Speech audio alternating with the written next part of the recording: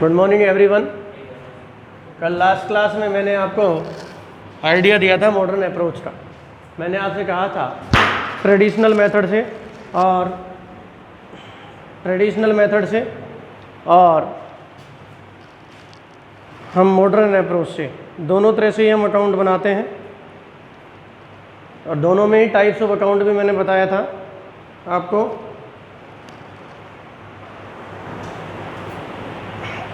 तो modern approach से मैं अब आपको बताने जा रहा हूँ। मॉडर्न अप्रोच में मैंने टाइप्स ऑफ अकाउंट आपको बताए थे और मैंने टाइप्स ऑफ अकाउंट में मैं आपको बताया था कि टाइप्स ऑफ अकाउंट में मैंने आपको बताया था capital account, assets account, drawing account, expenses and losses account, income and gain account. लेकिन मैंने आपसे कहा था कि कैपिटल हमारी लायबिलिटीज़ है, तो इसको कैपिटल का हम सेपरेट अकाउंट मेंटेन ना करके कैपिटल को हम लायबिलिटीज़ में ले लेते हैं और ड्राइंग का भी हम सेपरेट अकाउंट ना बनाकर ड्राइंग को हम एसेट में ले लेते हैं। क्योंकि मैंने आपको बताया था according to separate entity concept business और बिजनेस का जो मालिक है, ओनर है, दोनों अपने आप में अलग अलग है। जब वो बिजनेस में पैसा लाता है तो वो हमारे लिए लायबिलिटी बन जाती है और वो हमें चुकाना होता है, तो इसलिए कैपिटल हमारी लायबिलिटी होती है। और जब वो बिजनेस से ड्राइंग करता है तो ओनर हमारा डेटर बन जाता है और वो हमें पैसे, डेटर बन जाता है तो वो इन फ्यूचर हमें पैसे देगा, तो वो हमारी एसेट बन जाती है। तो इनके अलग अलग रूल्स हैं, तो हम रूल्स पढ़ेंगे। तो पहला रूल है, रूल्स सबसे पहले आपका फर्स्ट एसेट अकाउंट का, एसेट्स अकाउंट का संपत्ति खाते का नियम। यदि संपत्ति में वृद्धि होती है, यदि संपत्ति में वृद्धि होती है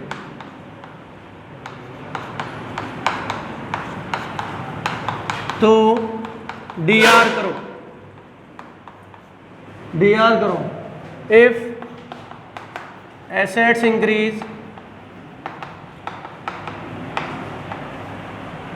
देन डीआर। यदि संपत्ति में कमी होती है, यदि संपत्ति में कमी होती है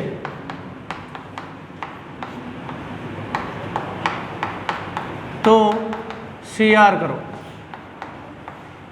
if assets decrease, if assets decrease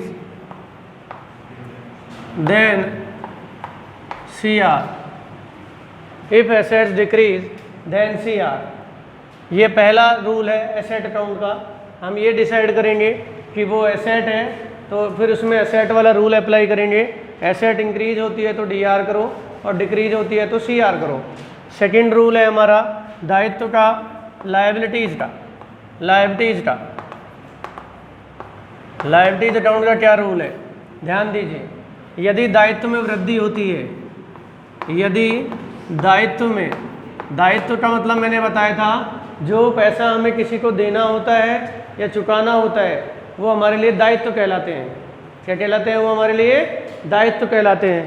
तो यदि दायित्व में वृद्धि होती है, दायित्व में वृद्धि होती है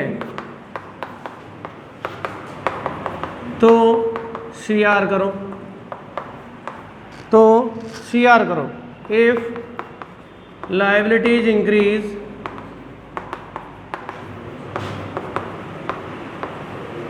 देन सीआर। यदि दायित्व में कमी होती है तो डीआर करो। इफ लायबिलिटीज डिक्रीज,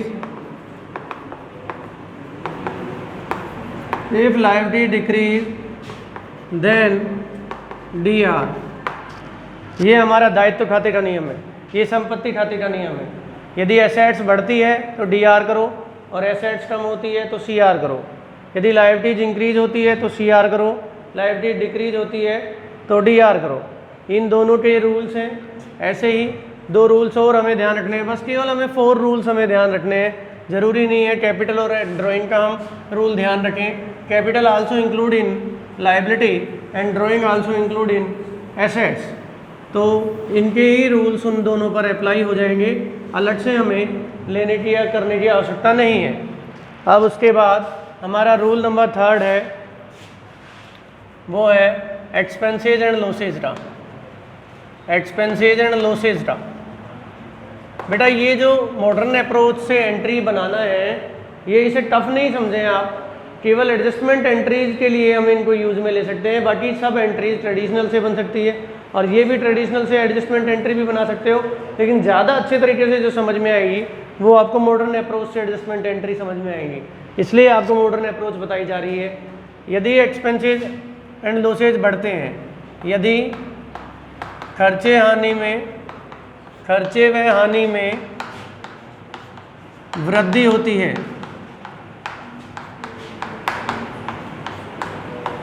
तो डीआर करो। यदि खर्चे व हानि में कमी होती है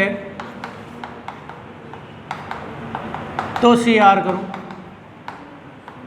अब यदि हम इसका रूल बनाएंगे तो क्या बनेगा, if expenses and losses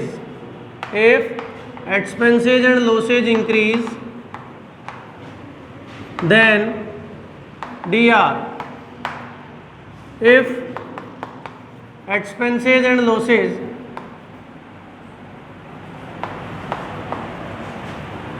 decrease then CR. यदि खर्चे हानि में वृद्धि होती है तो डीआर करो और खर्चे व हानि में कमी होती है तो सीआर करो। तो ये हमें ध्यान देना है कि वृद्धि हो रही है या कमी। उसके बाद लास्ट आपका 4th है इनकम एंड गेन। आय व लाभ का नियम क्या है, मैं आपको बता दूं। यदि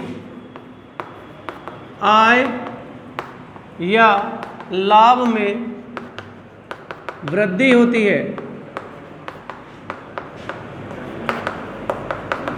तो सीआर करो। आय व लाभ में वृद्धि होती है तो सीआर करो, और यदि आय व लाभ में कमी होती है तो डीआर करो। आय व लाभ में वृद्धि होती है तो सीआर करो, आय व लाभ में कमी होती है तो डीआर करो। इफ इनकम एंड गेन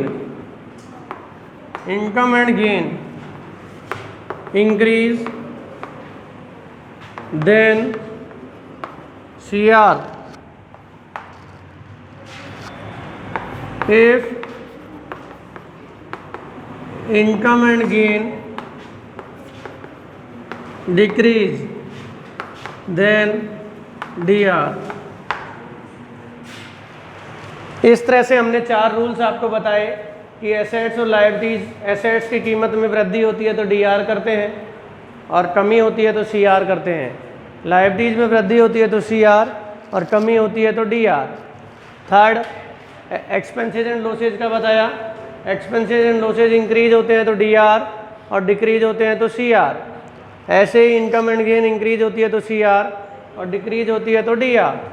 अब इन रूल पर बेस्ड हम आपको एंट्री बताएंगे, और एंट्री में आपको दोनों तरह से बताऊंगा, ट्रेडिशनल से भी मॉडर्न से भी। एक ही एंट्री को आप दोनों से जब बनाएंगे तो आपके माइंड में क्लियर हो जाएगा कि किस तरह से अपन मॉडर्न अप्रोच से एंट्री बनाते हैं।